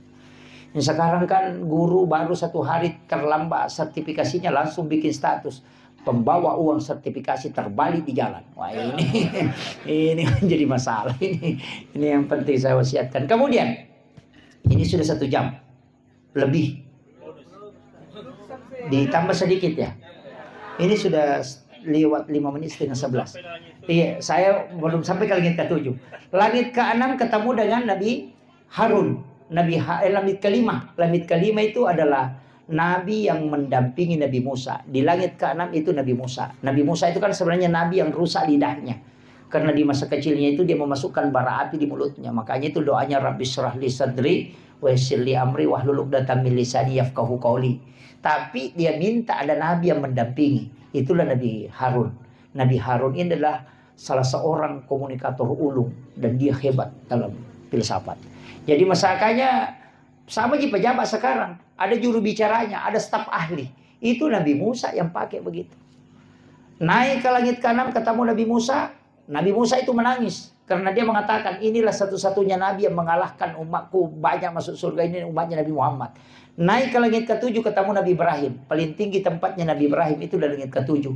Naiklah Rasulullah ke langit ke-7 ketika itu melewati naik ke Sidratil Muntaha. Tapi malaikat Jibril tidak bisa ikut.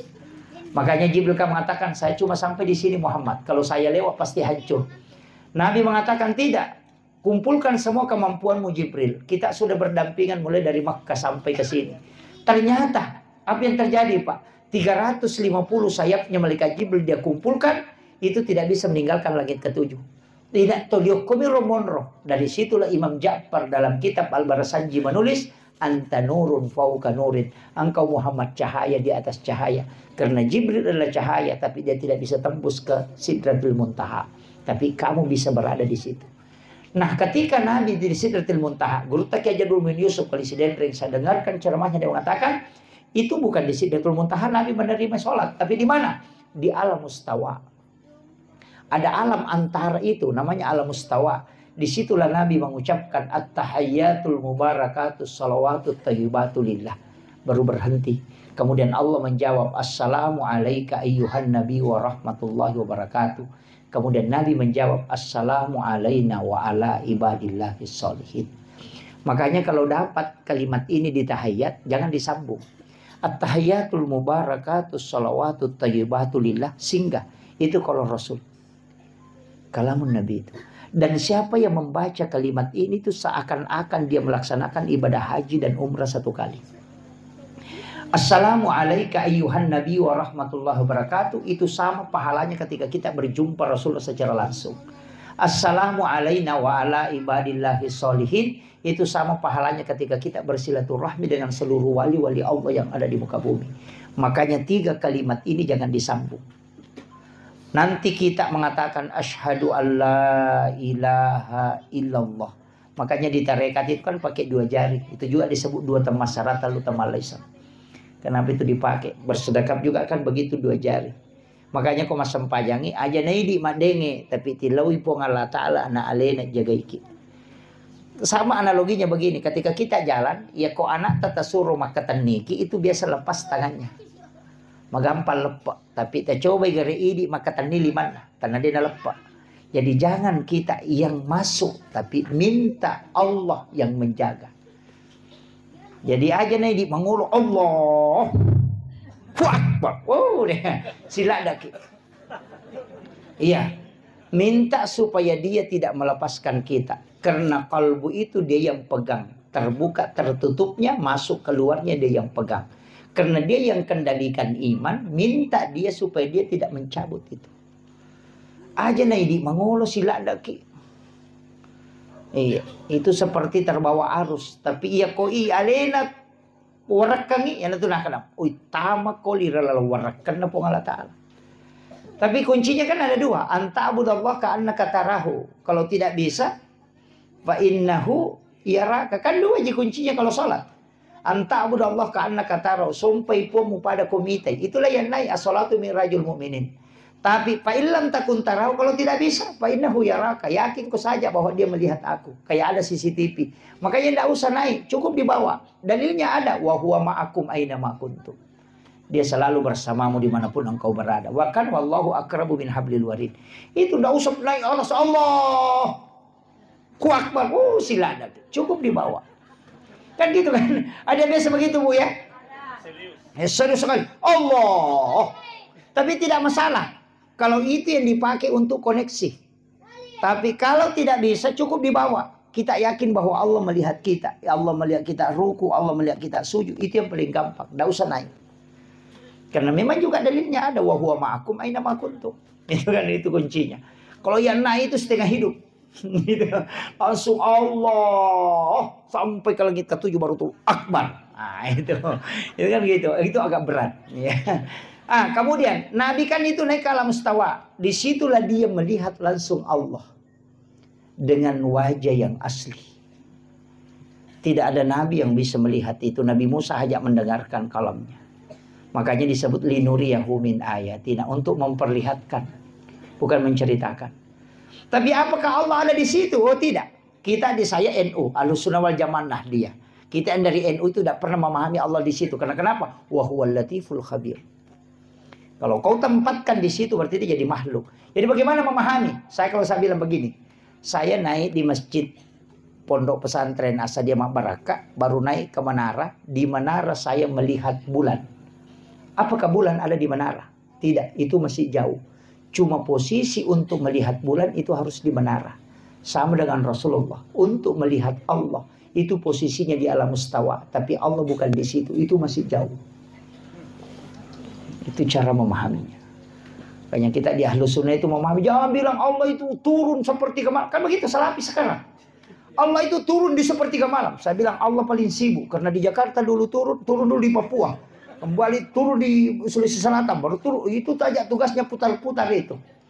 Jadi bagaimana cara memahami? Itu bagaikan balon, Pak. Balon ini cahayanya sampai ke lantai, tapi balonnya tidak turun. Yang turun itu adalah rahmat Allah, dan yang menangkap nur itu adalah kalbu. Maka orang yang bangun di waktu itu akan terkoneksi dengan rahmat Allah. Itulah dimaksud Allah turun di sepertiga malam. Ini nih yang jadi masalah kan. Kayaknya ngaji itu penting, Pak. Ulama kita itu sudah bahas itu. Di Ahlussunnah, di Asadiyah ini sudah pakai semua. Jangan sampai terkontaminasi pikiran Allah turun kemana-mana, itu jadi masalah. Sejak kapan Allah terikat oleh waktu itu? Tidak. Karena dia yang menciptakan itu. Sama jadi semesta pembicaraan. Itulah ulama-ulama kita dari dulu. Kemudian, ini hakikatnya. Ini karena waktu sudah lewat. Ini hakikatnya. Karena sholat yang dia terima kan 50. Nabi Ibrahim kan tanya begitu. Berapa yang dikasih ke Muhammad? Nabi bilang sholat. Seandainya bilang, apa yang kau lihat? Tapi memang ada dalam hadis qudsi itu. Saya baca. Ini penting kita tahu juga. Nabi itu mengatakan, saya dikasih 3 ilmu oleh Allah. Ilmu yang wajib saya sampaikan. Ada ilmu yang saya boleh menyampaikan, boleh tidak. Ada ilmu yang memang saya dilarang untuk menyampaikan. Jadi ilmu yang wajib disampaikan oleh Rasul itu adalah ilmu fikih, ilmu syariat. Ilmu yang boleh Nabi sampaikan, boleh tidak, itu ilmu hakikat. Sedangkan ilmu yang tidak boleh disampaikan oleh Rasul itu adalah ilmu sir ilahiyah. Makanya tidak ada sahabat yang bertanya bagaimana wajah Allah. Padahal Nabi ketemu langsung dengan Allah. Tidak ada yang tanyakan itu. Bagaimana modelnya Allah, di mana dia berada. Tidak dianukan Rasulullah. Itulah ilmu sir ilahiyah yang tidak boleh dibuka oleh Rasulullah. Jadi dilarang memang menyampaikan. Ada ilmu yang boleh dia sampaikan, boleh tidak. Ada di Sayyidina Ali diajarkan, tapi tidak diajarkan ke sahabat yang lain. Ada yang diajarkan ke Ibnu Abbas, tapi tidak diajarkan ke sahabat yang lain. Ketika sahabat duduk, kemudian disuruh tinggal satu, Ibnu Abbas, jangan kau pulang dulu Ibnu Abbas. Nanti sahabat yang lain pulang, baru Nabi kasih doa. Dan doa itu disuruh baca dengan suratul Fatihah 1 nafas. Untuk menjadikan obat. Tapi tidak diberikan kepada semua Nabi. Kepada semua sahabat. Jadi ada ilmu yang Nabi boleh memilih. Itulah ilmu hakikat. Tapi yang sir ilahi itu tidak dibuka Nabi. Makanya sebenarnya ada beberapa ilmu itu memang yang ulama kita dari dulu nukat. Kemudian turun ke langit ke-7 kali 6, ketemu Nabi Musa. Nabi Musa itulah yang menyuruh Nabi berbolak-balik, Pak. Karena dia mengatakan terlalu banyak Muhammad. Tapi saya mengatakan bersyukur kita. Untung ada Nabi Musa. Seandainya tidak ada Nabi Musa, 50 waktu sholat. Kan Nabi sudah dikasih tahu, satu saja yang tidak dilakukan umatmu Muhammad pasti masuk neraka. Makanya yang 50 itu terlalu banyak. Makanya minta kurang. Dan Nabi betul. minta kurang. Seandainya tidak ada Nabi Musa, Pak, yang 50 yang mau dikerjakan. Bukan imam yang saya pikirkan, muazzin. Dia pernah sempat tuh dan narewa sibang. Gitu. Iya kan? Yang paling berat. Maka jadikan kesyukuran. Tapi kuncinya kan sama. Tetap kali 10 kan. Manjabil hasanati falahu suram salihah. Satu kebaikan dilipat gandakan menjadi 10. Berarti 5 waktu sholat itu menjadi 50 juga. Cuma tapi kenapa ini Nabi Musa minta Nabi kurang? Nabi kurang 9 kali kan? Akasirahi rewa. Itu juga ada pesan, Pak. Nabi Musa itu kan ketika Nabi mau minta izin, apa yang dia bilang? Ahmad Ruhullah, Muhammad Habibullah. Dia meletakkan tangannya itu di dada Rasulullah. Kemudian mengatakan Ahmad Ruhullah. Nabi Musa mengatakan, aku bisa melihat nurnya Allah di dalam nurmu Muhammad. Jadi sebenarnya Nabi Musa kepentingannya karena dia tidak pernah melihat Allah. Tapi ketika Nabi Muhammad ketemu Allah, nur itu masih melekat di wajahnya Rasulullah. Sehingga dia bisa menyaksikan keindahan nurnya Allah di dalam nurnya Muhammad. Makanya dia bilang Ahmad Ruhullah, Muhammad Habibullah. Engkau Muhammad betul-betul kekasih Allah. Karena kita ini semua nabi dikasih perintah, tidak ada yang bisa menawar kecuali kamu. Nabi Ibrahim dikasih perintah, dia tetap melakukan perintah itu, tidak pernah tawar. Nabi Musa faktulu anfusahum, disuruh ketika taubat bunuh dirimu, tapi ternyata dia tidak bisa tawar itu. Tapi Rasulullah bisa menawar perintah sholat yang 50 menjadi 5 waktu. Makanya Nabi Musa mengatakan Muhammad Habibullah, kau betul-betul kekasih Allah. Karena kau dikasih keringanan. Bahkan seandainya kau masih kembali Muhammad, memang tidak ada perintah sama sekali. Karena tinggal 5 maninah kalau mau Nabi Musa rewa po Muhammad. Makin Nabi tenataci jangan menre kurangi 5. Ya kau menre kacapu nih. Dia negakkan hadis kan, makanya Nabi tidak kembali. Dan setelah Nabi turun itu menangis. Saya dapat itu dalam satu risalah. Nabi menangis ketika Jibril mendatangi, dia mengatakan, aku rindu dengan sholat yang diberikan oleh Allah yang 50. Maka datanglah perintah untuk membaca zikir itu. Subhanallah 33. Alhamdulillah 33, Allahu Akbar 33. Kenapa 33? 17 rakaat sholat ditambah 33 itu 50. Iya, jadi itu yang dipakai ulama kita dari dulu. Sehingga zikir itu. Ada juga orang kan pernah bersama assalamualaikum, assalamualaikum. Langsung lupa masuk. Kami itu tolong mak berjamaah kau tuh Pak. Mengolos saliwa memang di sandalan. itu kan ada. Itu yang berat itu. Saya kira ini yang penting, tapi apa hakikat sholat? Karena tidak ada kita ambil. Apa hakikat sholat? Saya kuncinya cuma satu, Pak. Saya pesankan 4. Jangan tinggalkan. Yang pertama istighfar. Jangan tinggalkan istighfar. Yang kedua jangan tinggalkan sholawat. Karena 2 kalimat ini pasti sampai. Istighfar larinya ke Allah. Tidak ada yang lain. Sholawat larinya ke Nabi Muhammad. Istighfar itu 3 isinya. Sholawat, itu 3 isinya. Pertama, Allah memberikan rahmat 10 kali dengan sholawatnya. Sholawatnya malaikat permohonan ampun. Sholawatnya Rasul adalah syafaat. Makanya semua ibadah itu di pesantren itu Ustaz mestinya memang puasa sunnah itu menjadi puasa wajib. Kalau di pesantren Senin Kamis itu menjadi puasa wajib bagi santri. Kenapa? Guru itu juga Prof. Nasaruddin Umar bilang, bagi santri itu jangan ada sunnah, ada wajib. Semua diwajibkanlah. Kenapa? Karena sunnah ini sebenarnya adalah jalur syafaat. Makanya semua ibadah itu dibagi. Haji wajib, umrah sunnah, zakat wajib, sedekah sunnah, puasa wajib, ada puasa sunnah. Kemudian sholat wajib, ada sholat sunnah. Syahadat wajib, ada sholawat sunnah. Kenapa ada sunnah, ada wajib? Karena satu-satunya Nabi yang punya jalur syafaat cuma Nabi Muhammad. Jalur syafaatnya itu melalui sholat sunnah, ibadah sunnah. Makanya kalau haji tidak bisa lolos, ada umrahnya. Kalau puasa wajib tidak bisa lolos, ada puasa sunnah. Jalur wajib itu jalur rahmat. Jalur sunnah itu jalur syafaat. Makanya yang disebut pahalanya itu sholat sunnah. Yang sholat fardu tidak disebut pahalanya. Karena larinya ke rahmat. Rahmat itu tidak pakai nilai pahala. Itu hak prerogatif Allah. Sedangkan syafaat itu disebut raka'atanil fajr khairum minad dunya wa ma fiha. Kan di situ kuncinya. Ini yang penting saya sampaikan. Makanya jangan anggap sepele ibadah sunnah. Lah sunnah aja tidak usah. Tidak. Itu jalur syafaat. Kalau kau tidak bisa dapat jalur rahmat, masuk ke jalur syafaat. Karena Nabi punya otoritas. Nah itu kuncinya. Jadi otoritasnya itu karena ibadah sunnah, bukan ibadah fardu. Jadi ibadah fardu itu urusan Allah dengan hambanya. Tapi ibadah sunnah urusannya Rasulullah dengan kita. Karena Allah kan bilang, dia bukan hambaku. Tapi Nabi mengatakan, dia umatku. Apa kata Allah? Masukkan dia dengan syafaat Muhammad. Ada itu nanti umat, Allah bilang, tidak ada, bukan Nabi Muhammad bilang, bukan umatku ini. Tapi Allah bilang, dia adalah hambaku Muhammad. Maka dia masuk surga karena rahmatku. Makanya dua jalur aja. Makanya pegang ini. Sebesar apapun dosa tak yang hadir di sini. Sebesar apapun dosa tak. Tapi kalau Allah memandang kita dengan rahmatnya, pasti masuk surga. Tapi sekecil apapun kesalahan kita, kalau Allah memandang dengan keadilannya, pasti kita diadili. Makanya ada orang itu di pelapak kurma tusukkan giginya, batunya sudah makan daging unta, tapi di pelapak kurma diambil di kebunnya orang, baru dia tusuk giginya. 500 tahun tertunda masuk surga gara-gara di pelapak kurma itu. Maka pai di kota tama pasai coba lase, coba mana lase nanti dengan dia. Iya kan? Coba rambutan ikan rusuh bawang. Ya, itu kan itu ndak boleh. Hukum tasawuf itu ndak boleh. Di dalam tasawuf itu kalau kita mau coba barang, kita letakkan tangan begini. Tabe wadigai coba kuwadingi talengak coba. Jangan kau yang mengambilkan diri. Itu aturannya. Upu kita pekeruk bami mako itu jadi masalah. Itu Bu ya. Kemudian wasiat saya ketiga, aja lalu tama seke abas sakit. Dermawan lah. Jangan sekali-kali kikir. Apa dia tahu tu gagas singaran atau seke. Dia buru buku-buku dia napa aja napa tahu apa. Iya, mati tahu seke engkau kata teri degaga si kodanim itu laba nih. Iya, lawi malam atau mati tahu nang kaki buruk na baca sana ni ganero anu nabu seke pata ya tu betul na tu buruk buku-buku dia napa aja na rampe tahu taruh ki pas sengar nanya tu tahu seke pak bu degaga namo tahu seke cecatoi.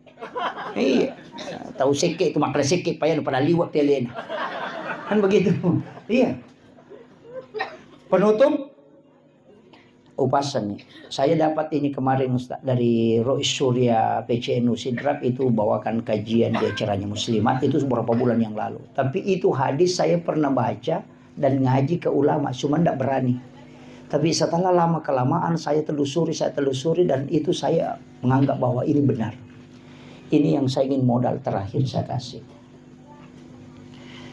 Ternyata ada hadis Rasulullah mengatakan ada umatku nanti itu tidak dihisab. Jadi itu tidak dibawa kepada mahsyar. Jadi orang berjalan kepada mahsyar dia dijemput oleh malaikat, dibawa ke ila rafiqil a'la. Itu hadis sahih. Jangankan mengatakan lewat di titian siratal mustaqim, tidak. Jadi dia tidak lewat di titian siratal mustaqim. Sampai ke mahsyar saja tidak. Karena baru berjalan orang digiring ke mahsyar, dia sudah dijemput di jalan. Dibawa ke ila rafiqil a'la kata Nabi. Allah tidak, malaikat tidak akan pernah tanyakan amalnya dan dia tidak akan berkumpul di mahsyar. Karena dia di tempat khusus. Siapa itu? Rasulullah mengatakan orang yang bersedekah yang tidak tahu siapa yang dia sedekahi. Dan yang disedekahi pun tidak tahu siapa yang mensedekahi. Iya. Jadi tahu masidakka de nissangi makadani gana sidakai, tahu isidakai de tahu nissangi makadani ke sidakai. Di pesantren ini bisa dipakai Pak Bu. Tetalipungi bani ustaz tak, maka da angka gana na aku tu masih kolos tak dia mampu kasih. Maka da angka tapodangi, aja na tapodanga asalna aja tu tapi tanga tauna. Milau tulu toka aja tapodangi rona na maka dia apa wajarangi uang sekolahnya selama dia sekolah. Ia naruyasa tahu masidakai de nissangi makadani gana sidakai. Tahu isi dakai dia tahu nisangi makadani sidakai. Ketika anak ini nanti berhasil keluar dari pondok, si runtuh ke kepala wangangnya dia nangkan irisa makadani pura bantu waktu nama sekolah. Dia pun tidak pernah mengetahui bahwa kita yang membantunya. Ina ronasa nabita tahu masidakah tahu isi dakai pada di nasisang. Hanya Allah yang mengetahui rahasianya. Itu kuncinya. Dan itu mestinya ada di pondok di sini. Iya, tak tanggung siapa pakai majana si ulama maka dah seko pakai majana kantina yang mana ruta wajaran transferkan setiap bulan tapi tidak usah kasih tahu bahwa kita yang membantunya. Iya, iu pokok mampasi pulungan anak yatim apa na bagian ngampal lo ibalender mau bayar. Langsung. Iya, mestinya ada amal rahasia yang kita lakukan. Itulah yang disebut oleh Nabi dibawa ke ila rafiqil a'la. Allah mengatakan jangan mencari dia adalah hamba-Ku. Dia punya rahasia aku dengan dirinya. Iya. Itu kuncinya. Mesti nang kemana tapi kau makoro kamu. Aja tapodangi lah kita. Jangan kasih tahu suami. Jangan kasih tahu anak-anak kita. Ada amal yang kita keluarga tidak tahu. Kalau tidak bisa melakukan itu mesti sikir kalbu. Aja nalepakan ilillah. Aja tarekengi. Kalbu taba masikir. Itulah kalbu yang dirindukan oleh Allah dimanapun dia berada. Wadi jajo ko copo na bolana tema tukang batu. Atau sementara bawa mobil. Atau di sawah. Atau di kantor kita duduk di kursi. Kalbu yang terkoneksi. Itulah orang yang dirindukan oleh Allah. Daripada kuilala masigi tapi mahape. Badannya terkoneksi tapi ruhnya tidak terkoneksi. Hati-hati. Apalagi mako cedek mendek ko TikTok, cedek mendek ko Facebook, yang kemasalan langsung dikasih di Facebook. Aku menyesal, aku menyesal. Ternyata kau begitu ya, begitu. Kan begitu. Perempuan bertengkar sama suaminya, langsung bikin status. Aku menyesal, ternyata kau tidak seperti dulu lagi. Nah, pemaki gua gambar lope-lope pecah. Angka nama duda makome yawa sabar senyenyu. Ke situ kan awalnya masalah kan? Iya. Jangan kasih masuk di Facebook. Mika kan makro ni sama urusan na tahu. Mapadi watana yan ko Jakarta pura na bo sa peda yan ko Kalimantan, mapadi utu na yan ko Bone padahal kay laki na jamba-jamba dinisan. Karena semua urusannya orang. Ini ya saya wasiatkan. Akhirul kalam, wallahul muwaffiq ila aqwamit thariq. Assalamualaikum warahmatullahi wabarakatuh.